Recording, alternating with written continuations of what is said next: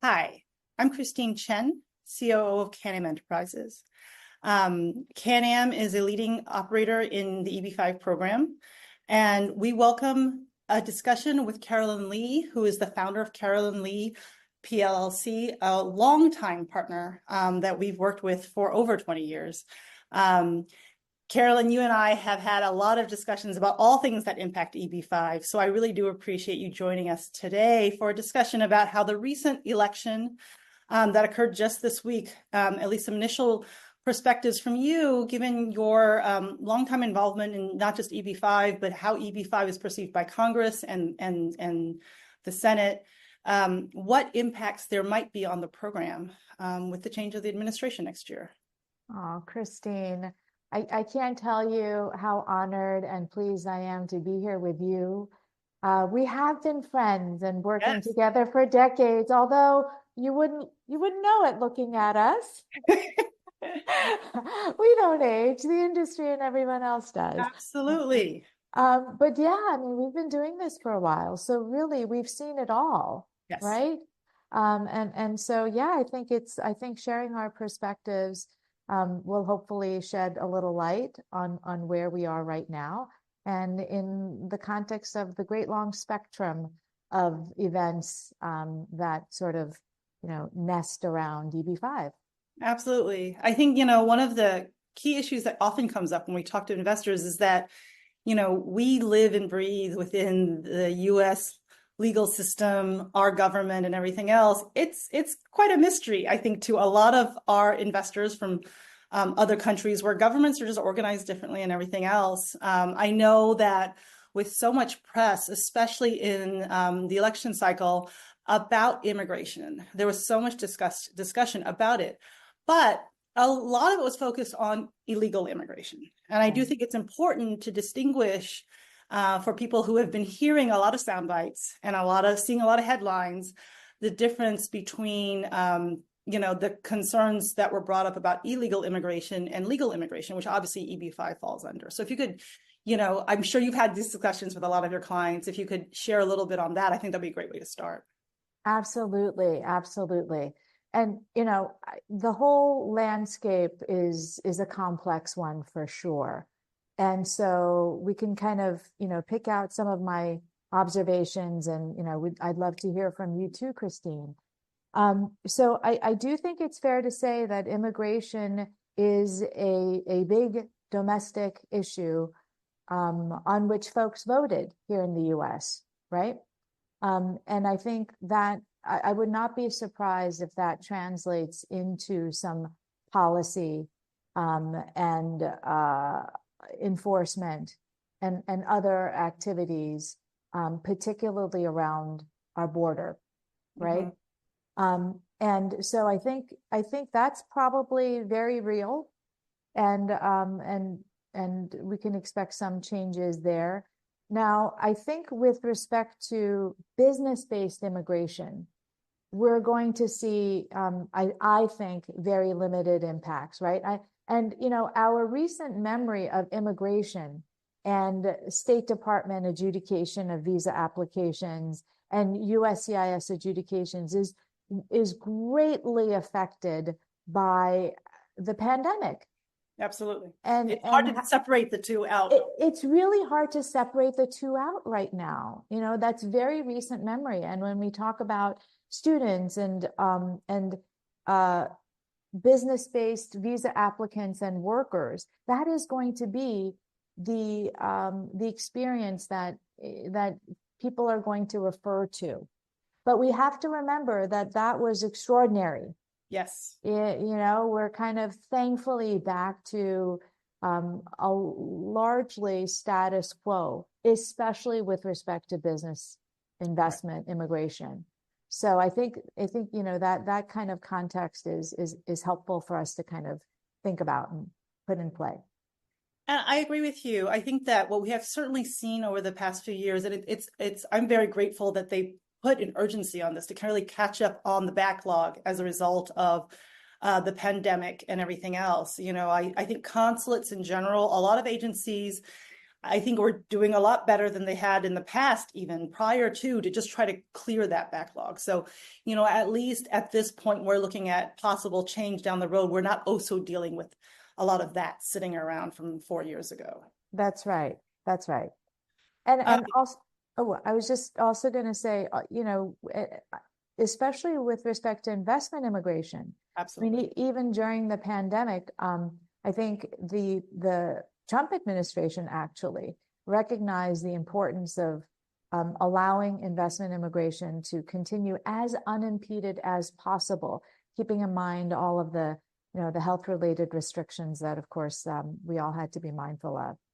I think to that same issue with EB-5 in particular, the last experience of the Trump administration with EB-5 was also entangled with it being the pre-RIA program. So, Right. I mean, adjudication times were very long even prior to the Trump administration.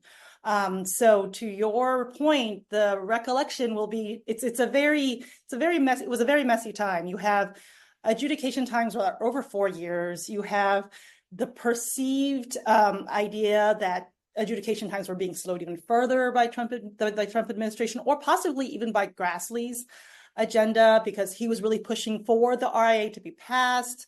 It's a very different time now. And the modernization regulations. Absolutely. That whole, set of confusing events.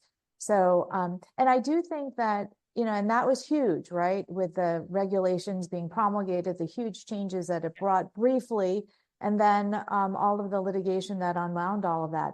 I do think that all of that was set in the content of the regulations too, was set in play before the Trump administration came online. Yes. So, while the rollout and all of that was surely affected by the administration's priorities, and but the content of it was really was informed by the prior history of EB-5. So I even that I'm not sure is a proper reference point for the post-Trump era that we're going into. So just to we've recently, one issue that is on the minds of post-RIA investors is whether or not a Trump administration will slow down adjudication times for EB-5. Obviously, there are a couple of important differences in place. The RIA did specify and did prioritize reduced processing times, and we've certainly seen post-RIA adjudication looking at priority processing, and even with non-priority processing petitions, they're definitely being adjudicated much faster than pre-RIA petitions ever were. Yeah. Unless you go back 20 years. Right. But how do you think, that it will, the possibility of a general anti-immigration stance, whether it will have as much impact on, say, EB-5 adjudication processing, knowing that the RIA specified and put a lot of pressure from Congress to have adjudication stay within a reasonable time and not return to those. Yeah, that's such a good question, and we are kind of crystal ball gazing here. But I tend to think not. I think first of all, the entire RIA framework, that is statutory.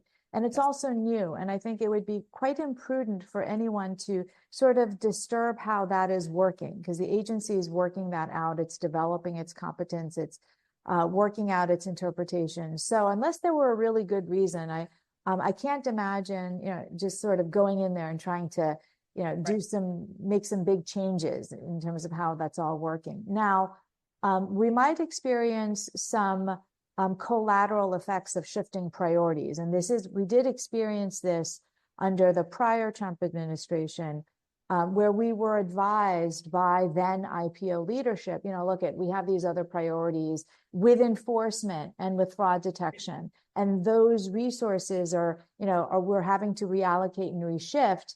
And therefore, you might see, lengthened processing times, less attention in what you guys are so focused on in the EB-5 space. So we might see that. I dearly hope not. And if sort of rejiggering and re-energizing and reallocating means bringing greater efficiency into agency operations, whether it's by technological upgrades, greater level of training, shifting human resources within the agency, I think that could, that could bode well. Absolutely.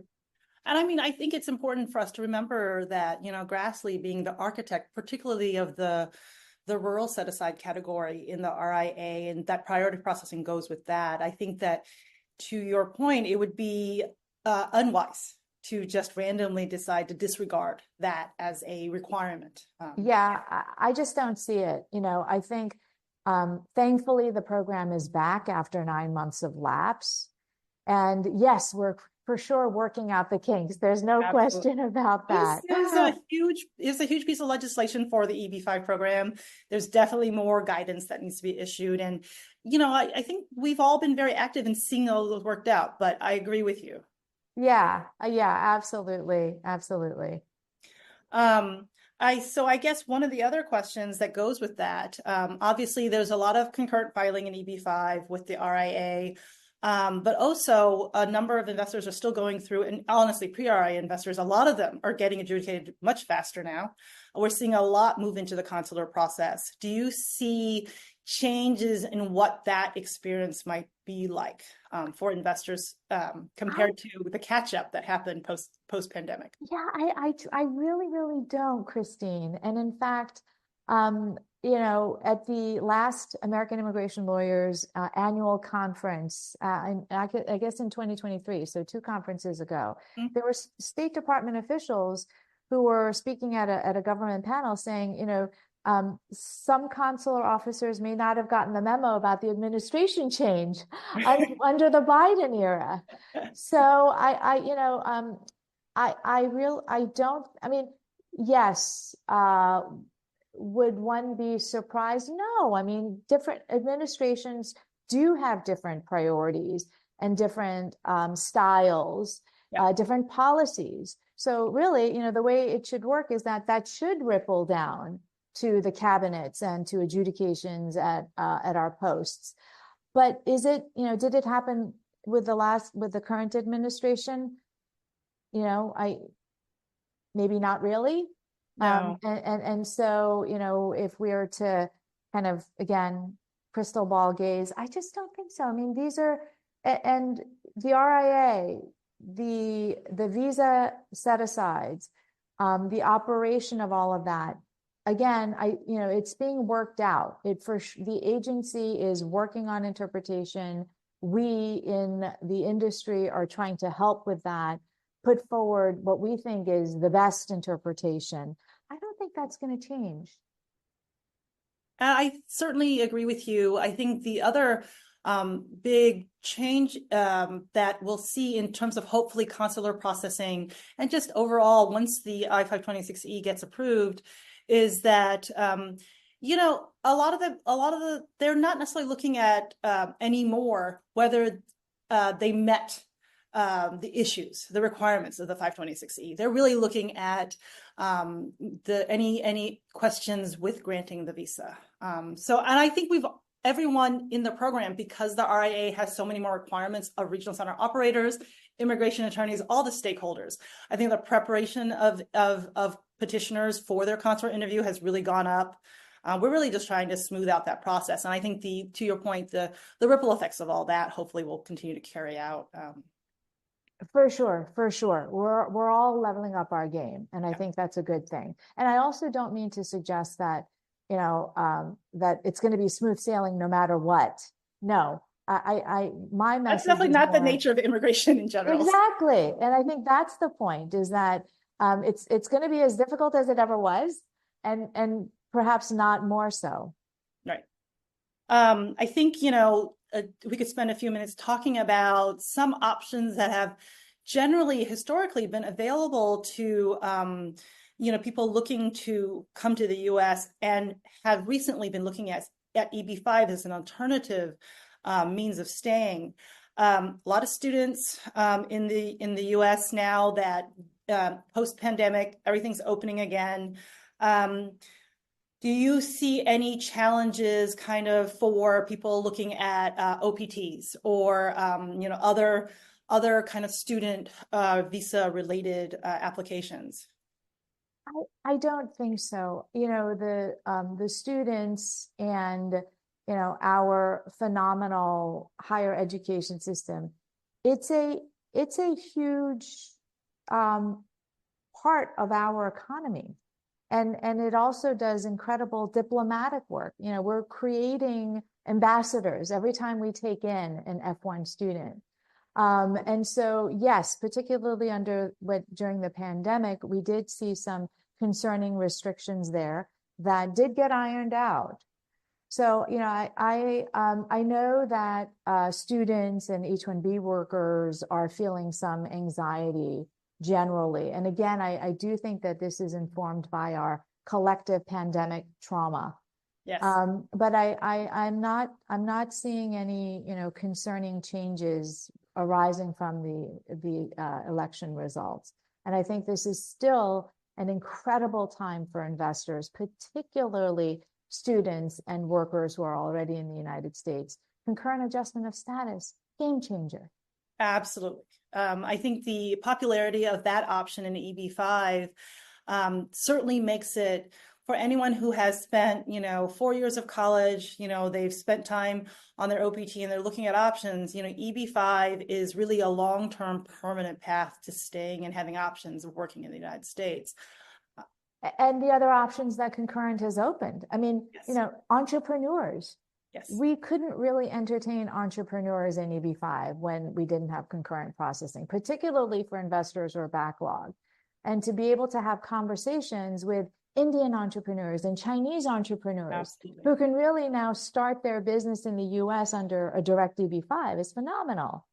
Absolutely. I think that there's so many opportunities that have enabled for investors or for immigrants who've already gone through, honestly, their security screening, who've already established their residency in the United States. It really is a wonderful path forward for them to stay in the United States and kind of continue with the lives that they've created, and honestly, the really positive impacts that they've created. So, but you did mention another category that has always been a little bit fraught, which is H-1B. For sure. Yeah. You know, I think that there's been over the years, you know, proposed restrictions to qualifying for an H-1B. We've certainly seen with the economy shifts, you know, a lot more interest from potential H-1Bs at EB-5 and transitioning to that. Do you see an increased growth on that because of concerns, H-1B being such a competitive space to begin with? The impermanence of that visa category. How do you see that changing over? Well, you know, the H-1B to EB-5 is so fascinating because it touches on these way larger macroeconomic and domestic issues. You know, when we have massive layoffs in the tech industry, you know, that energizes H-1B to EB-5. And then we just have the baseline of, you know, what fuels the demand for that transition, which is, you know, the vagaries of the H-1B lottery. Absolutely. You know, we have incredibly qualified, talented people who want to live and work and have families in the US who are they just can't. We don't have enough numbers to support that. And so, you know, that fuels the transition from H-1B. You know, we're looking ahead at H-1B from F1 OPT yes. to EB-5. So I don't think that's going to change. I agree with you. And I think that, you know, if investors or potential petitioners have concerns already about H-1B as a viable path to stay, you know, it falls right into any other concerns that might be happening down the road. It's never been an easy path. I don't think that the Trump administration is going to make it any harder than it already is. Agreed. So I think one of the questions we've certainly been seeing, and I'm curious, you know, how your clients had been asking you for a while. It's not just the Trump administration, but the tensions between US and China. You know, there's been a lot of talking about how at a government level to change US relationships with China, enforcement and everything else. Do you see, or have you even seen, how that trickles down into actual investor or immigration petitions, adjudications, and certainly within EB-5? Yeah. This has been going on a lot longer than moving It forward. has, and that too is so interesting to me because, when you have tensions like that, for some it motivates and energizes, right? We've got to get over there now. Right. And for others, I think it's like there's this sort of bristling effect, because Absolutely. there is pride, and so um, I think the way that is going to play out, there's obviously an international stage, right? And Absolutely. and that is going to play out the way it plays out. I think for individual families, it is really going to be family by family, individual by individual, and how that is all interpreted. Absolutely. I think that there is awareness about what you're seeing and what you're hearing happening at a governmental, presidential platform, and what's actually happening on a day-to-day basis when you're here. So, I've certainly told, potential applicants that what you hear on CNN or on some news report in China is not necessarily the lived experience. The United States has always been, and we've both seen that as children of, it's such a diversified country. There are huge enclaves of so many different ethnicities and nationalities, and they're very welcome. Well, regardless of which horse one was backing in the election, I am so proud to be an American. Yes. And to be in a country where we all have the right and privilege of voting. And, just watching the results coming in and seeing how people were still online waiting to vote at 7 p.m. their time, it's really inspiring. It's like, Absolutely. It's wonderful stuff. And, it is why our clients and our investors want to be in this country. So, that is not going to change. The call of our values and what we have to offer, that will always be there. Absolutely. I think, especially for so many people going through concurrent filing, that's why it's such a compelling option. They have lived it. They see that a lot of what they were worried about, what their parents are worried about back home, those are not real day-to-day experiences.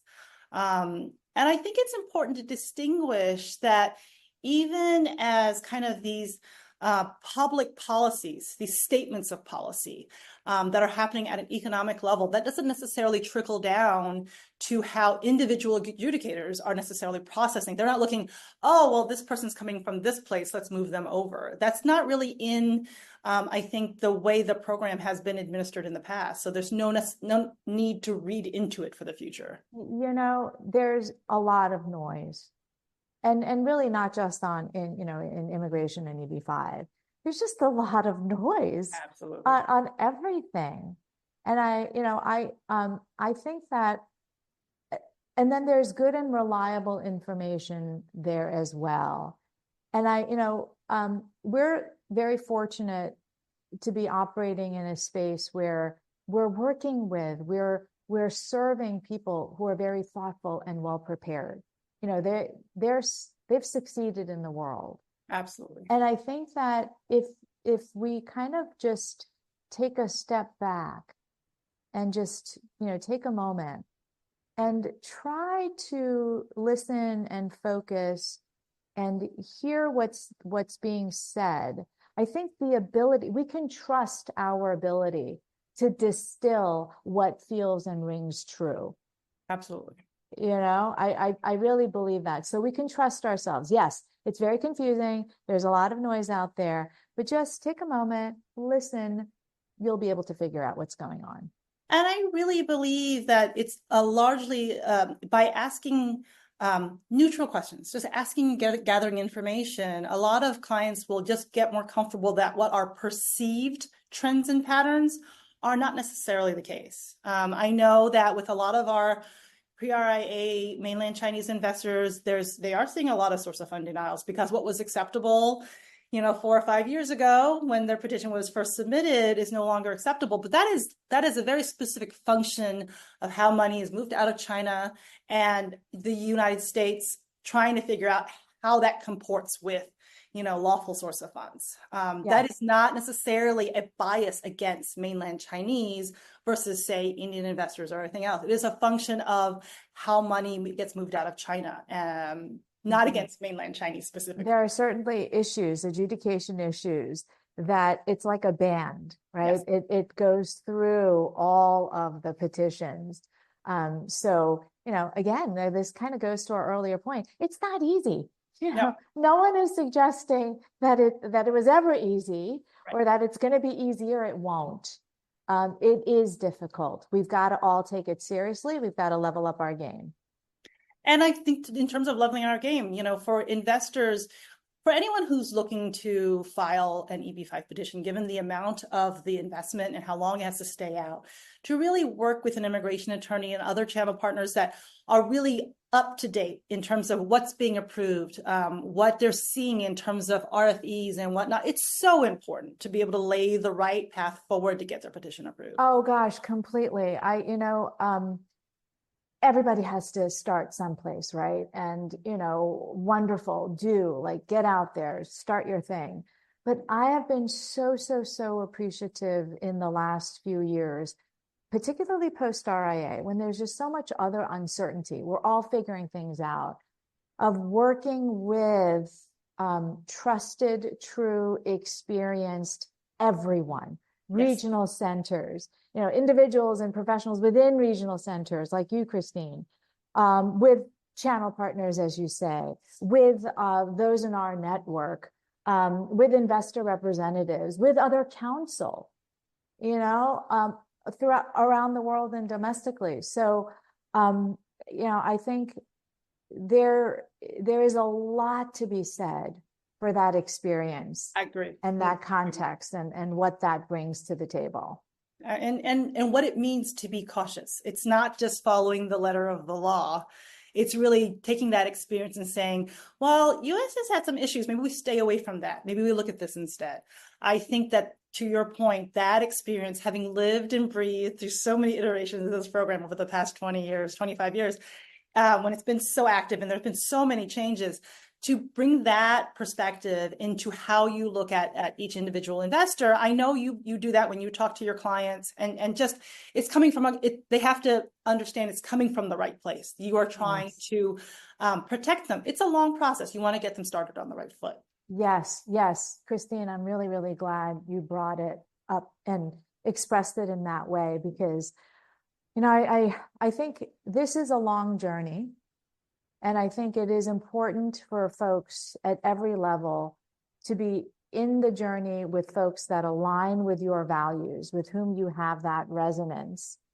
And, it doesn't have to be us, right? It could be, maybe your heart resonance is with somebody else. Wonderful. But I think it is important to pay attention to that, knowing that this is a journey that spans years. And making sure that the partners who are in the boat with you have that same appreciation and long view in mind. Absolutely. And I mean, let's be honest, we've lived through lots of different administrations as it has applied to EB-5. We will continue to ride the waves as they come and make sure, everyone comes through on the other side. I think that EB-5 has been very beneficial in terms of all the immigration attempts and reforms that have been entertained over the years. EB-5 has truly benefited from the fact that it has had so much bipartisan support. It has created so much economic impact. It's just a great poster child for immigration, for legal immigration into the United States, that it remains a really positive and viable way, despite the ebbs and waves of what happens politically in the United States. There's a lot to love here. It's about strengthening our economy. It's about U.S. jobs. It's about investment. It's about attracting the brightest and the best into our shores. Yes. And it really doesn't interfere with any of these, U.S. businesses for U.S. workers. It actually complements a lot of that mindset and a lot of that these mandates that have been pushed through in terms of what the Trump administration has certainly advocated. That's a good point. It's sort of, it's about U.S. It is. workers. It's Yeah. totally about reinforcing the possibility of job creation for U.S. workers. So I think that, that's always given us a lot of comfort. And I mean, certainly to stay in this business for this long, you have to know that you can ride through these kinds of We changes, have to right? be true believers, But, we've or seen it. yeah. I think we've seen it. EB-5, is in terms of how long it takes. You want to know that the program is going to be around for that journey. It's always enjoyed a lot of bipartisan support. The idea of creating jobs and boosting the economy at no cost to U.S. taxpayers is just it's hard to argue that as a It is the ultimate triple win. Yeah. And plus with the RIA, it's a far better program than it ever was. I completely agree. And I think it also must be said, we're tiny. Yes. And I think that's also quite sort of beneficial. There are these larger pieces of the immigration landscape that Absolutely. are very impactful, and ours is it's a very humble slice of that beautiful mosaic. Absolutely. So, I think I thank you for your perspective on this. I think that all the years that we have seen the program change over the years, and all the changes in the program itself in terms of stakeholders, in terms of the countries in which investors have come from, in terms of the administrative impacts, USCIS impacts. I think that the upcoming change in administration is not going to have nearly as much impact as some people might fear. And I think EB-5 has what it takes to kind of get through whatever we need to. I hope so. I do believe it. Yes. So I don't, are you getting any particular questions from your clients about immediate concerns or questions? General concern, across the board, students, H-1Bs, folks abroad. And it's actually been very surprising to me. It feels like a tsunami of concern. And, it's like there's no sort of counter, like, oh, yeah, I get that. No, I really, really don't. I think this sort of messaging where we're just, we're trying to kind of put things in context and share our views. They may not be exciting, and we may not be able to grab that. I think that's a good thing. That jazzy sound bite out of it. Absolutely. But truly, I do think it's a good thing because, if there were very concerning things, I think it would be incumbent on all of us to, of course, be tuned into it and Absolutely. be acting on that. And in this instance, I think that, I see my role as sort of, okay, listening, and responding, and just encouraging folks to take a step back. There really hasn't been a sea change in our little world, and that's important to keep in mind. I absolutely agree. I think, as someone, when they're in a foreign country and they're worried about status, it's natural to have your ears up. And I think that's exactly right. It's not familiar. It's not a system you're familiar with. But I agree with you.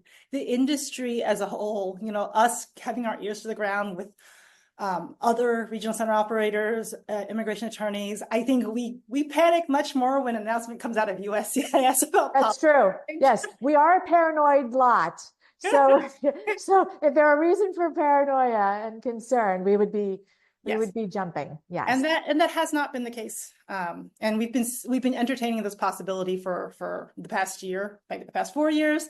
And I don't think that that's been a real concern in terms of EB-5, this upcoming administration. So yes, there are other things to worry about, and we'll be sure to tell you. Yes. When there are other things that you should be worried about. There will be some that come around. Well, I listen to your podcast all the time just to catch all those. You have your ear to the ground on everything that's happening, whether it's big or small.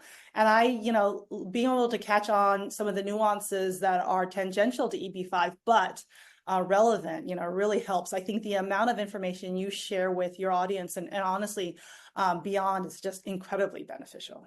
Oh, well, thank you for that. Thank you. I mean, it's a huge service to the industry, and I've always appreciated it. And honestly, having known you for so long, I can also trust that you're doing, a really level presentation of it. I think there are always going to, like you said, there's always going to be a lot of noise. We try to filter that out and listen to what we should. So, well, thank you for that, and right back at you. So thank you so much for sharing this morning with me, talking about this. I know this is something that we wanted to get out to our clients, and hopefully anyone else who's, as you said, naturally worrying about what's going to happen with them and their status in the United States. I do believe, as we've talked about, we're in pretty good shape. So we are, and certainly in your hands. So kudos to you and to CanAm, and for being, A players for your last 25 years or so. And may you carry on for the next 25 and more. We really appreciate that. We started out in this together such a long time ago when we were all trying to figure out the rules. So I think it's great to see that your voice and ours can really be a voice of leadership in terms of best practices in EB-5, which I think, there's so much possibility with the RIA. So onward. Thank you so much. Thank you, Christine. Talk soon. Talk soon. Everyone, I hope that was helpful. We will continue to share more information as things come. Obviously, USCIS will continue to be issuing additional guidance. Stay tuned.